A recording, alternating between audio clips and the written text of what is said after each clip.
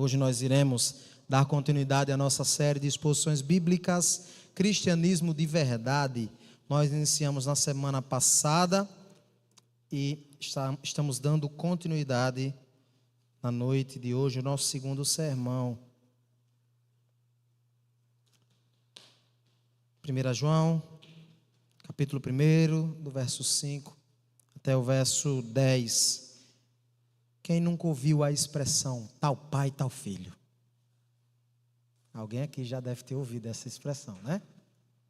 Mas tem outros ditados que a gente costuma até errar quando vai citar, né? A gente diz assim, rapaz, fulano de tal é escarrado e cuspido o pai ou a mãe. E essa expressão está errada, né? Escarrado e cuspido. Ninguém é escarrado e cuspido, né, irmãos? De fato, é uma expressão muito feia. A expressão correta, eu fui pesquisar, é encarnado e esculpido. Eu acho que os universitários sabem, né, que a expressão seria essa. Normalmente é uma expressão que é utilizada para dizer assim, o filho corresponde identicamente ou parece demais com o seu pai. Não é verdade?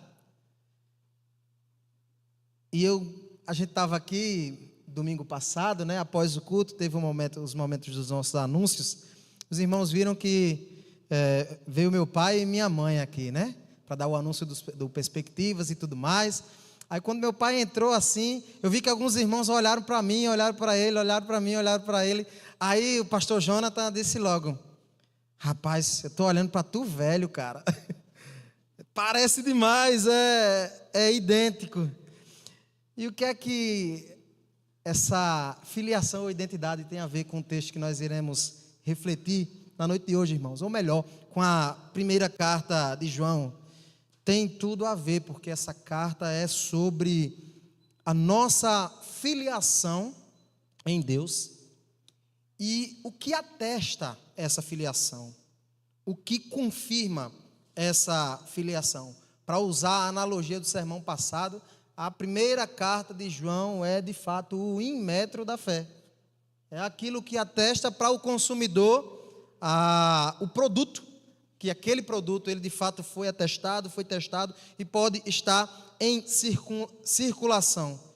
E aí a gente viu, irmãos, que João ele faz estes testes, essa comprovação do cristianismo de verdade ou da verdadeira fé, utilizando 3 testes espalhados pela sua carta. Você vai ver isso espalhado em toda a primeira carta de João, e não só espalhado, mas você vai ver, por vezes, João confundindo um teste com o outro, assim, de forma muito intencional, dizendo que aquele que faz isso é porque faz aquilo, aquele que faz aquilo é porque faz aquilo outro. Você vai ver isso nitidamente na primeira carta. E quais são esses testes? A gente citou, né? Os testes são o teste moral, ou o teste da santidade e da obediência, o teste do amor, ou o teste social, o teste da comunhão, e o teste teológico, ou o teste doutrinal cristológico. Hoje, meus irmãos, o autor ele vai nos introduzir no primeiro destes testes, que é o teste da santidade. O que caracteriza um cristão de verdade? O que caracteriza que alguém teve uma verdadeira experiência espiritual? E aí nós vamos ver, irmãos, que assim como filhos têm características dos seus pais, o verdadeiro filho de Deus também. O verdadeiro filho de Deus, o primeiro teste é o teste da santidade. E segundo o que nós vamos meditar, do verso 5 até o verso 10, na verdade, até o verso 6 do capítulo 2, porque a gente vai expor dessa forma, do verso 1 ao verso 6, na verdade, João está repetindo com outras palavras. Os irmãos devem lembrar do sermão passado que eu disse que João ele tem uma forma diferente de escrever da forma de Paulo. Paulo ele escreve de maneira muito clara. Paulo ele não tem muitas digressões, né? Como a gente diz na língua portuguesa. Ele não volta muito em assuntos. João não. João, ele escreve de maneira mais circular. Ele escreve sobre alguns assuntos, depois ele volta, aprofunda esses assuntos, depois ele expande esses assuntos. Então, a gente vai ver aqui que do capítulo 1, do verso 5 até o verso 6 do capítulo 2, João está querendo dizer a mesma coisa. E o que ele está querendo dizer, se a gente pudesse encapsular em uma verdade eterna e central, é a seguinte: o verdadeiro Filho de Deus vive na luz, ainda que lute contra o pecado. Se você não puder memorizar nada do sermão e puder sair daqui com uma verdade, essa é a verdade que você tem que sair daqui, entendendo que o texto, ele resume muito bem esta verdade. O verdadeiro Filho de Deus. Veja, nós estamos falando de testes.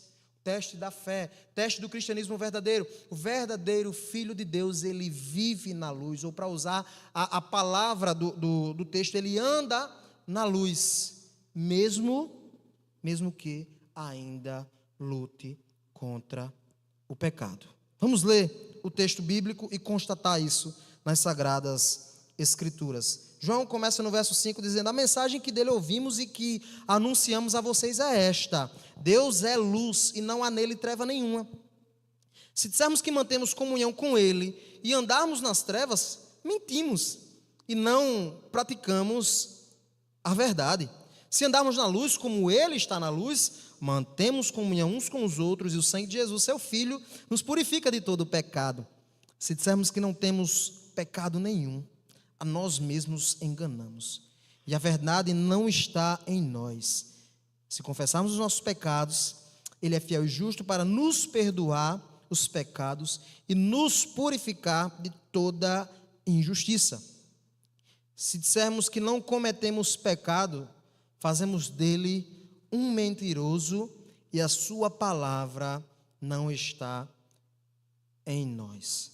Eu quero ler o verso 1 e o verso 2, que diz assim: meus filhinhos, escrevo-lhes estas coisas para que vocês não pequem.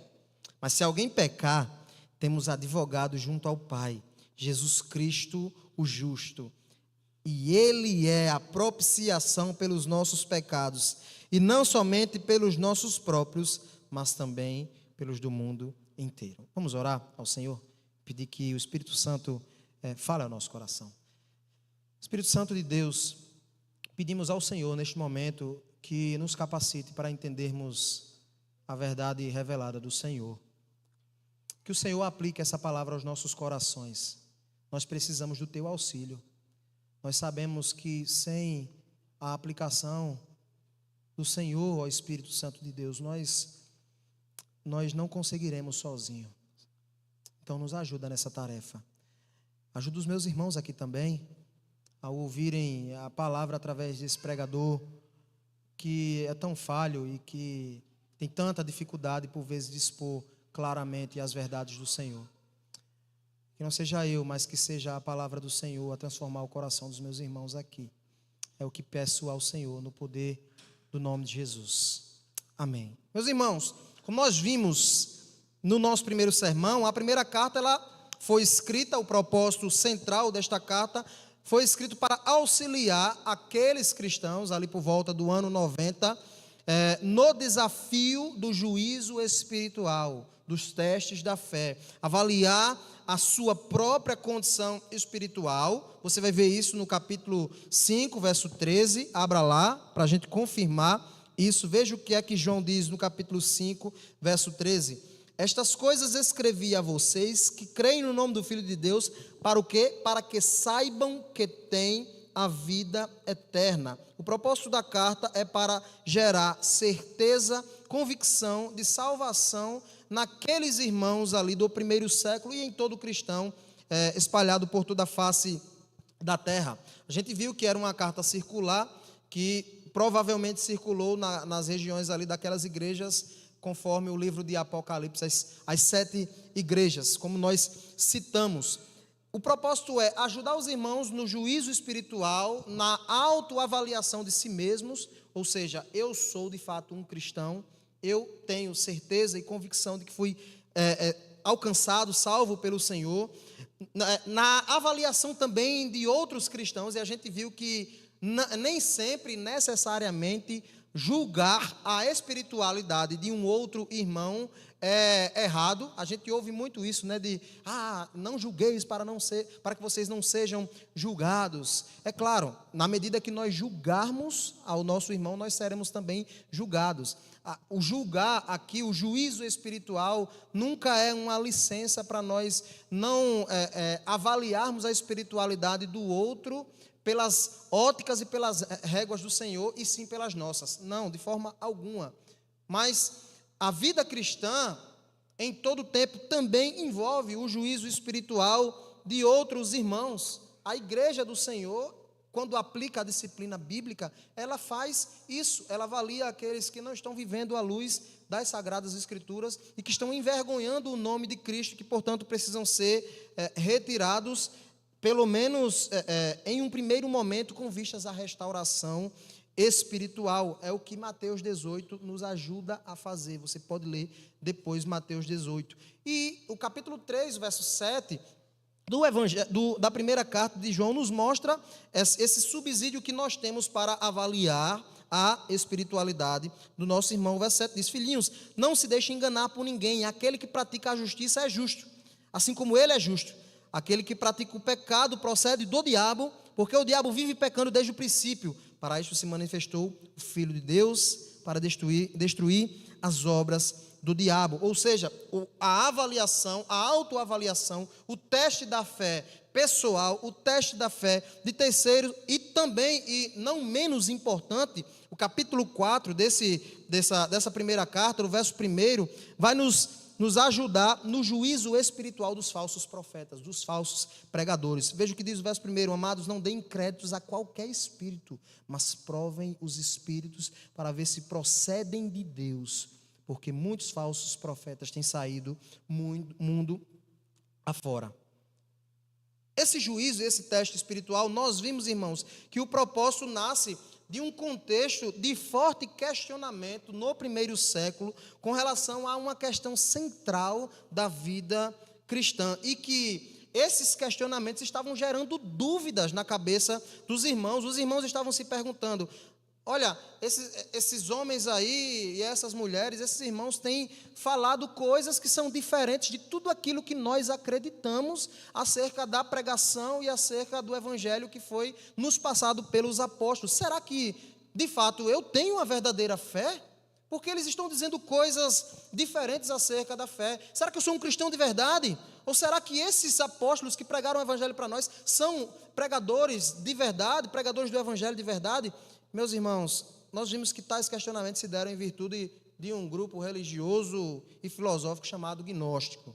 A gente explicou isso pormenorizadamente na semana passada. Em resumo, eles advogavam o quê? Uma postura intelectual e prática que afirmava que existe um certo tipo de conhecimento, a palavra gnose significa isso, né? Que é separado apenas para um grupo seleto de pessoas que são iluminadas. Ou seja, existe uma elite religiosa que entende verdadeiramente as coisas espirituais. Não existe essa coisa de sacerdócio universal de todos os crentes, ou Cristo Jesus, ele fornecer uma experiência espiritual para todo o cristão, todo aquele que busca o Senhor. Não, esse conhecimento, ele é separado a um grupo de pessoas, ou seja, é uma postura elitista da espiritualidade. E a gente viu que isso aí está muito no contexto de seitas. Isso não é algo de agora, isso sempre aconteceu. Vimos que um dos desdobramentos dessa seita terrível chamada gnóstica foi o docetismo, né? Da palavra grega dokel, parecer ou aparecer, que eram homens que, com base nesses ensinos gnósticos, nessa dualidade que a gente viu de matéria e imaterialidade, eles diziam assim: as coisas que são materiais, o corpo ele é intrinsecamente ruim, porque o corpo padece, o corpo tem doenças, o corpo vai desfalecer um dia. Então, com base nisso, nós temos que buscar as coisas espirituais, as coisas que são mais elevadas, que são as coisas da alma, as coisas da mente. E veja o desdobramento lógico disso. Esses docetistas, eles avaliaram, olharam para Jesus assim e disseram: não pode um homem que se reafirma ser Deus ter habitado num corpo corrupto. Então, qual a consequência lógica deles? Quando leram a experiência dos apóstolos, a revelação de Jesus, eles disseram assim: não, Deus não pode ter habitado num corpo de um homem, porque se Deus ele é perfeito, ele é o sumo bem, logo ele não pode ter habitado num corpo. Então aquilo ali, aquele homem que viveu entre vocês, ele não era Deus, ele parecia Deus, ele só parecia, é uma espécie de fantasma, porque em hipótese alguma Deus pode ter habitado um corpo de um homem. E aí você já sabe, como a gente falou semana passada, o desdobramento disso, irmãos, é esvaziar o conteúdo do Evangelho. Porque se Cristo não foi 100% homem, logo ele não pode ter sido o nosso Salvador. Quem teria correspondência para perdoar nossos pecados se não fosse um 100% humano? Mas apenas 100% humano não poderia também nos salvar se não tivesse a divina perfeição. Por isso que Jesus ele precisa ser 100% homem e 100% Deus. E João, justamente para combater essas heresias, a gente viu nos primeiros versos do capítulo 1, que ele fala em termos de sensoriais, o que os nossos olhos viram, o que os nossos ouvidos ouviram, o que as nossas mãos apalparam a respeito do verbo, da vida. João está dizendo, olha, em hipótese alguma, isso aí que eles estão falando procede. João, nos primeiros versos, a gente viu, é como se ele estivesse chamando os seus discípulos nesse prólogo, disse assim, venham gente, venham para perto aqui, saiam de todos esses questionamentos que estão sendo feitos e venham novamente ouvir a mensagem dos apóstolos. E aí do verso 1 ao verso 4, você vê João convidando os seus discípulos para quê? Chamando-os para observar o fundamento, a mensagem, a base, o núcleo que é o Evangelho. E aí, irmãos, ele convida estes irmãos a examinar qual é o centro da experiência religiosa deles. E a constatação de João foi uma só: a mensagem do Evangelho é sobre Jesus, o verbo da vida, que foi revelado e proclamado, que já nos remete aí à origem e à fonte da mensagem. Ele diz o que era desde o princípio, a origem, o que ouvimos, o que vimos com os nossos próprios olhos, o que contemplamos. Veja, ele está falando da origem, está falando de que de fato eles viram, Jesus foi uma experiência real, não era um fantasma, e que fundamentados nessa experiência real de Jesus, o efeito disso seria comunhão e alegria. Fundamentados nessa mensagem, os discípulos de Jesus deveriam viver em comunhão e alegria. É isso que diz o verso de número 4. Aqui agora ele vai começar o primeiro teste de maneira mais clara, que é o teste da santidade. Do verso 5 até o verso 10, irmãos, ele começa agora a alargar ainda mais os conceitos. Depois de falar da origem da mensagem, e depois de falar da finalidade da mensagem, a origem é em Deus, na eternidade, mas ela habitou no tempo, no espaço e na história, foi um homem verdadeiro. Depois de falar da origem, depois de falar da finalidade, a finalidade é a comunhão, só o Evangelho e só Jesus ressurreto, morto e ressurreto, pode promover comunhão e alegria completa entre os cristãos. Sem isso não há igreja, sem isso não há comunhão verdadeira. Nós vimos semana passada. Depois de falar da origem da comunhão, João agora fala do conteúdo desta mensagem.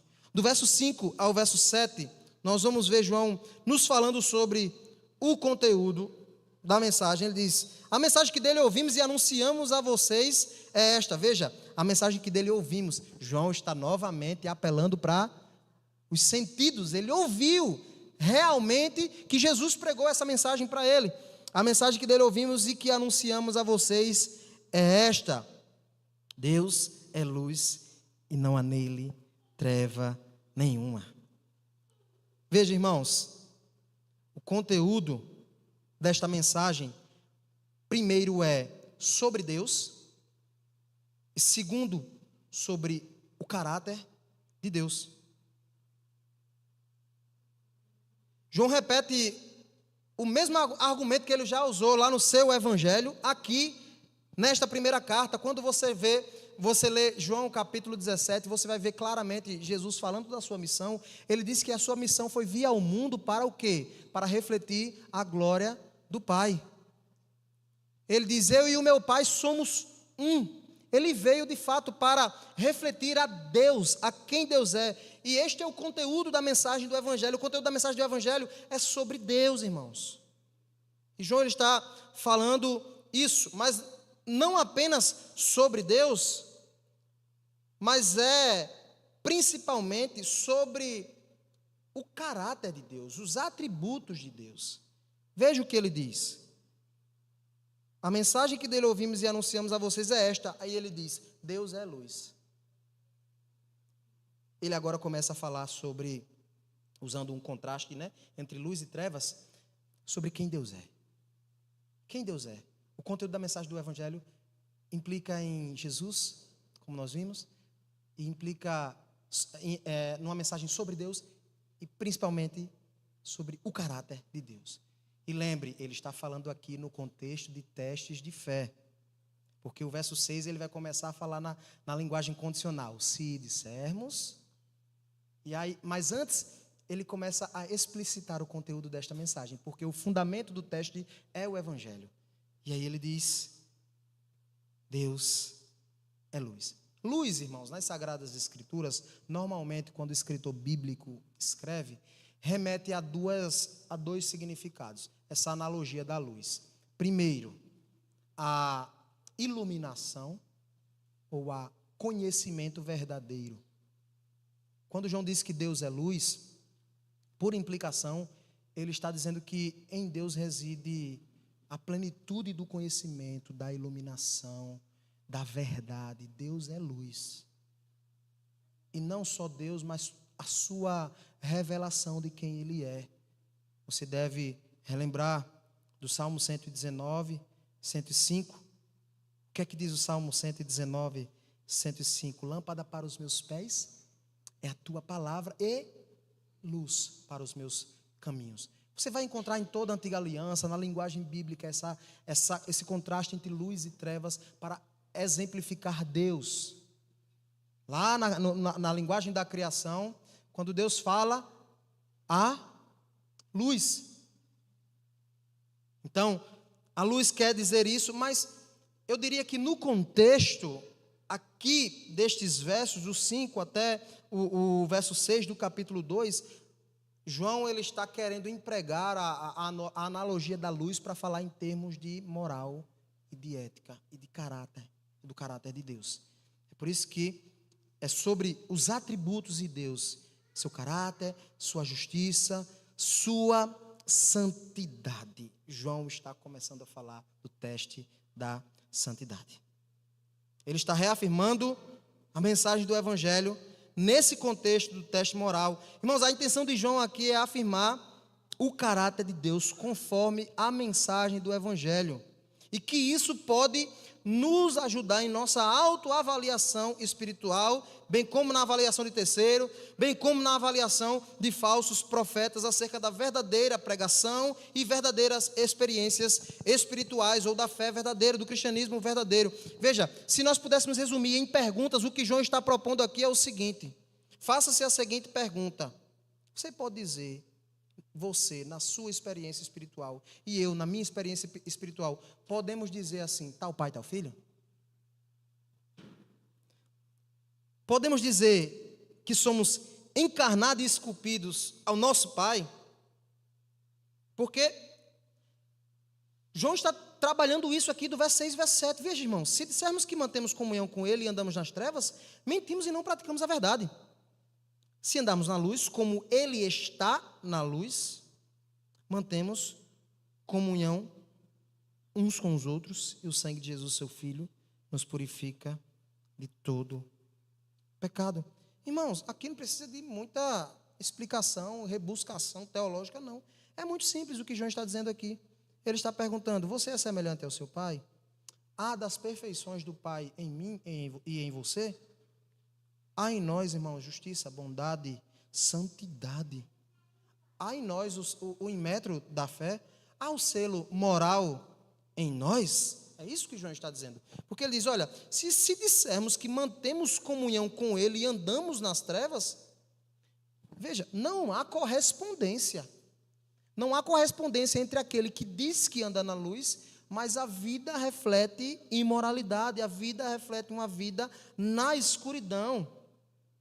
Ele diz, se você diz isso, você é o quê? Em primeiro lugar, o atributo que nós temos, mentirosos. Nós não praticamos, nós somos mentirosos, não praticamos a verdade. Porque a característica de um filho é ser semelhante ao pai ou parecer com o pai. E aquele que não pratica a verdade e pratica a mentira e anda nas trevas, esse está mentindo. Ele diz, se andarmos, aí agora ele diz, se andarmos na luz como ele está na luz, mantemos comunhão uns com os outros. O andar na luz promove comunhão. Novamente ele está voltando ao tema da comunhão aqui. O que é andar na luz, irmãos? Essa é a pergunta que este texto está fazendo para nós.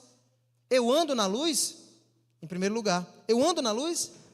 Só que antes de responder a pergunta, eu ando na luz, você precisa saber o que é andar na luz. E a gente está construindo aqui a escadinha. No teste da santidade, João está dizendo, em primeiro lugar, você precisa viver em santidade. Você precisa se parecer com o seu pai. Só que, irmãos, vamos prosseguir no texto. Se o texto acabasse aqui, nós estaríamos perdidos. Porque se o texto acabasse aqui, não tivesse a segunda parte dele, nós entenderíamos, veja, todo ser humano entenderia que o teste ou o critério da verdadeira fé seria uma espécie de perfeição moral absoluta. É ou não é a dedução lógica que você tem desse texto aqui? Porque João está dizendo, se dissermos que mantemos comunhão com ele e andamos nas trevas, mentimos e não praticamos a verdade. Se andarmos na luz, como ele está na luz, mantemos comunhão uns com os outros, e o sangue de Jesus, seu Filho, nos purifica de todo pecado. Primeiro, o texto fala sobre, talvez, para alguns, impecabilidade, perfeição moral absoluta. Mas não é o que João está querendo tratar aqui nesse texto. É por isso que eu digo a você, nós não podemos parar no verso 5 e no verso 6. Por quê? O verso 7 alarga para nós o que é andar na luz. E é importante você entender isso, porque João não está falando aqui de perfeição moral absoluta, porque nenhum de nós seríamos testados nesse teste. Seríamos aprovados nesse teste. Quem de nós, irmãos, seríamos aprovados no teste da perfeição moral absoluta? Ninguém. Temos pecados. Essa é a nossa natureza. O nosso desejo, por vezes, é desagradar ao Senhor. Então, João não está falando de perfeição moral absoluta. Ele está, é claro, corrigindo uma perspectiva errada que se tinha naquela época. Mas antes de corrigir isso, é importante que você entenda que, se você ficar só do verso 5 ao verso 6, isso vai nos gerar pelo menos duas posturas diante dessa verdade. A primeira delas é desespero. Foi a de Isaías, no capítulo 6. Porque Isaías viu a glória de Deus, e o que é que ele disse? Ai de mim, sou um homem de lábios impuros, e habito no meio de um povo de impuros lábios. E meus olhos viram ao Senhor. Isaías ficou desesperado. E agora? E agora, profeta? O profeta viu a santidade de Deus. Deus é luz. Não há em Deus, como diz Tiago, corrupção alguma, irmãos. Mas quando nós olhamos para nós, só há pecado por vezes. Há corrupção ao extremo das nossas faculdades mentais, das nossas ações. Mas o texto lá de Isaías prossegue dizendo que o próprio Deus purificou a língua do profeta com uma tenaz e com a brasa viva de fogo, purificou a sua língua, porque o seu ministério seria profetizar. Deus não requer de nós impecabilidade e perfeição moral. Primeira coisa que precisamos entender. Mas não para aqui. Nós não devemos parar no desespero. Tampouco devemos adotar uma atitude de auto-engano, que é o que o verso 6 e o verso 7 nos mostram, que era a atitude destes falsos profetas daquela época. Eles se auto-enganavam. Eles diziam, não, a matéria é ruim e Deus está preocupado só com as coisas espirituais, com as questões da alma, então vamos entregar nossos corpos às paixões. Deus, em última instância, não está interessado nos nossos corpos. Veja, andar na luz não é legalismo, religiosidade, perfeição absoluta, porque não temos essa capacidade, tampouco é relativismo, auto-engano. Existem muitos cristãos se auto-enganando. Eles dizem, não, Deus não está preocupado com a minha ética e com a minha moral, vou viver. Deus está preocupado quando vou à igreja e cultuo, quando dou o meu dízimo, quando isso, quando aquilo, quando cuido das questões relacionadas às coisas imateriais que ninguém pode tocar. Veja, irmãos, João não está falando isso.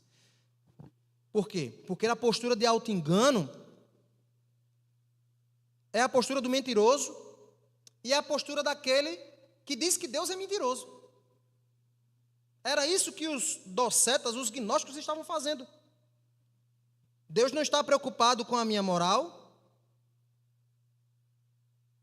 Logo, João diz, esses são mentirosos, porque Deus está. Deus gravou a sua lei no nosso coração.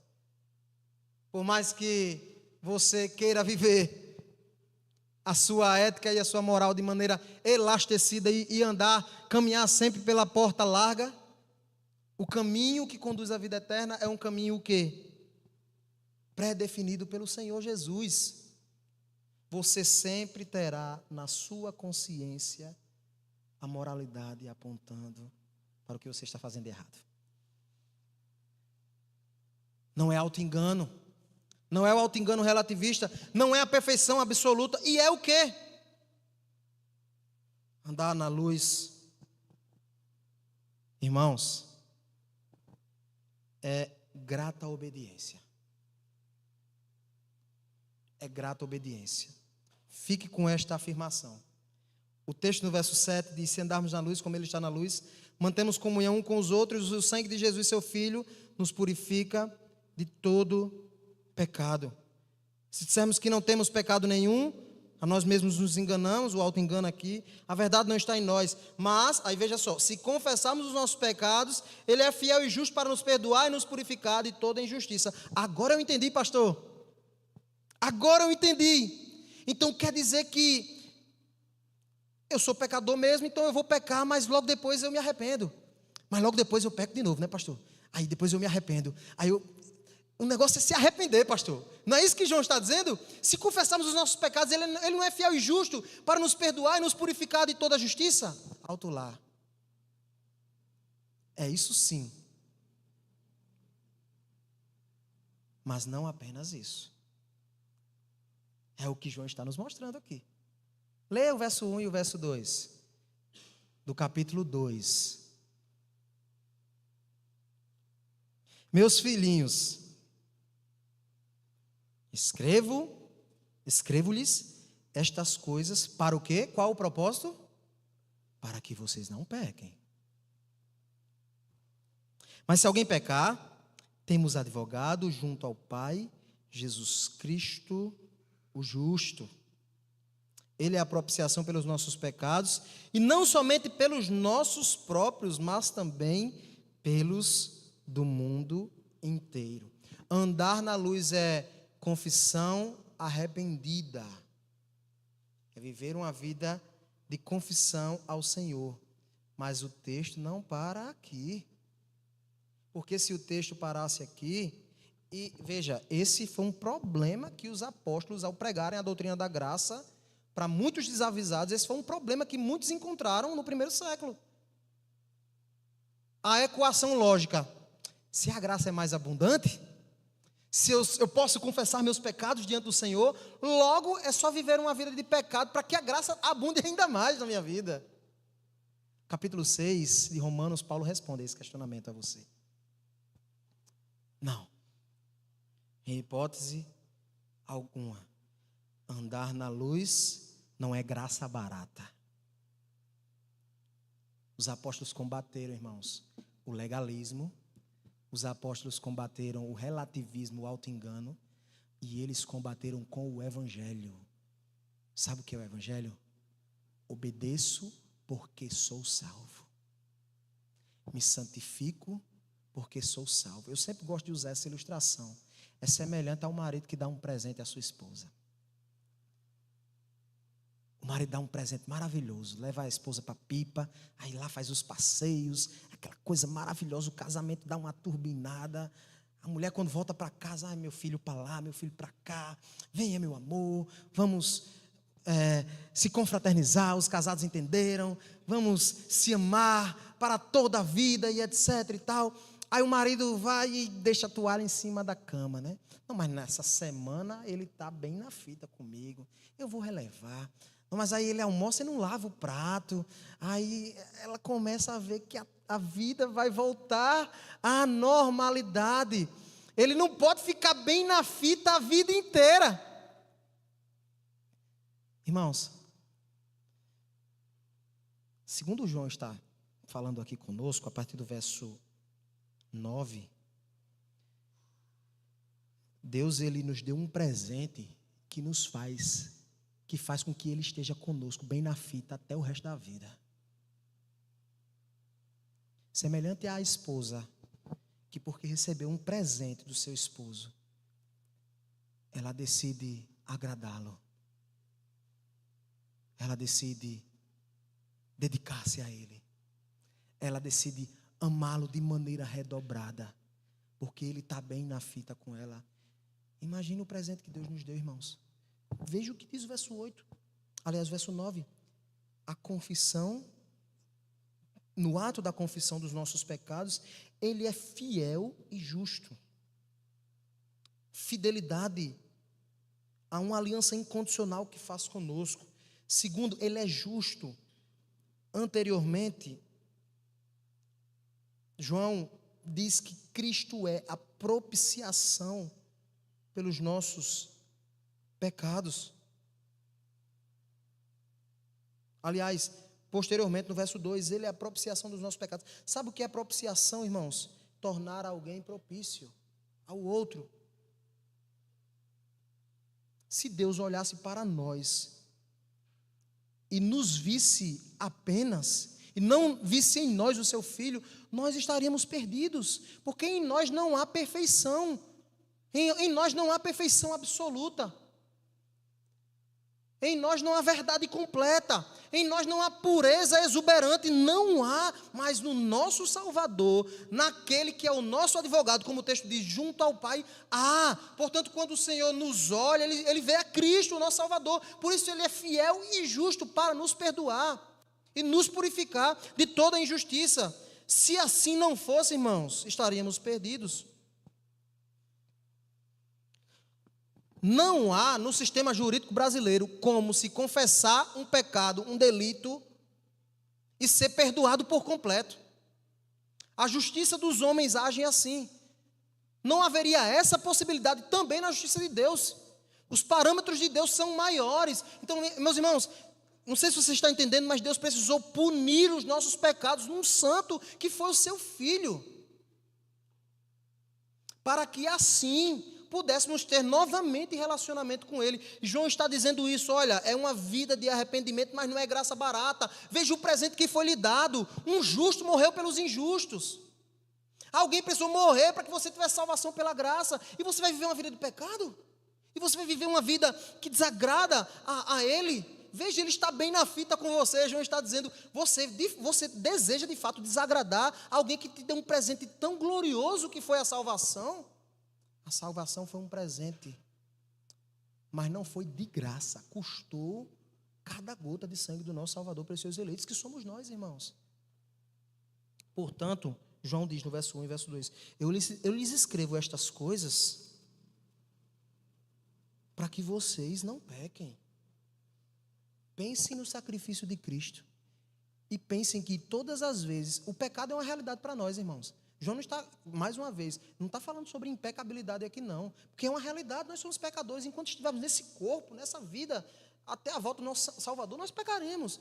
Mas veja o que João está dizendo. João está fazendo você considerar o pecado um acidente terrível na sua vida.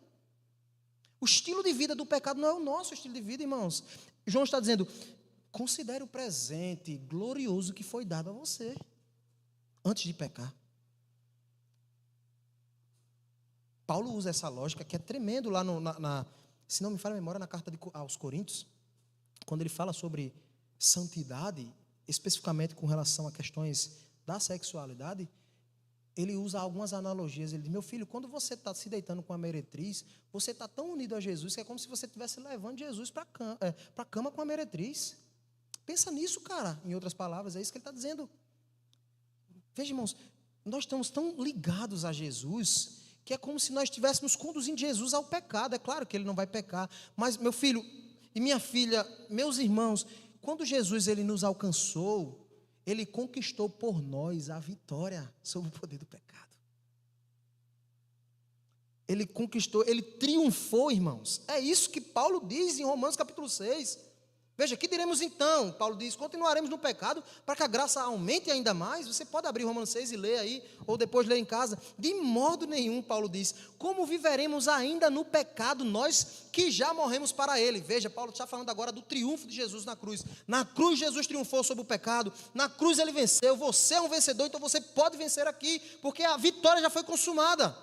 E aí ele prossegue com esse argumento, vocês ignoram que todos nós somos batizados em Cristo Jesus e fomos batizados na sua morte, fomos sepultados com ele na morte pelo batismo, para que como Cristo foi ressuscitado dentre os mortos para a glória do Pai, assim também nós andemos em novidade de vida.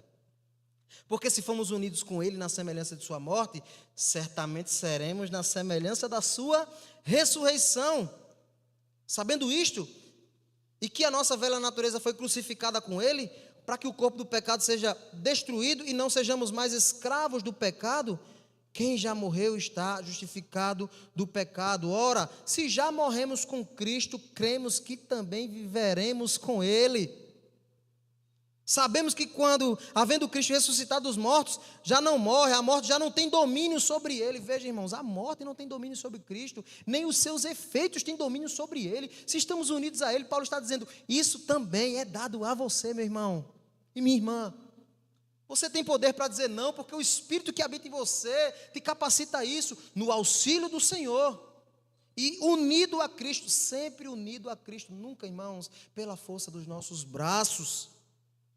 E Paulo prossegue, Romanos capítulo 6 é tremendo quando vai falar sobre esses aspectos. Paulo diz no verso 12, não permitam que o pecado reine em seu corpo mortal, fazendo com que vocês obedeçam às suas paixões, não ofereçam os vossos membros ao pecado, como instrumentos de injustiça, como pessoas que passaram da morte para a vida, ofereçam-se a si mesmos a Deus, ofereçam-se os seus membros a Deus, como instrumentos de justiça, porque o pecado não terá domínio sobre vocês, pois vocês não estão debaixo da lei, e sim da graça. Veja, irmãos, que maravilha é o Evangelho de Cristo Jesus. O Evangelho de Cristo Jesus não é perfeição absoluta. O Evangelho de Cristo Jesus não é auto-engano.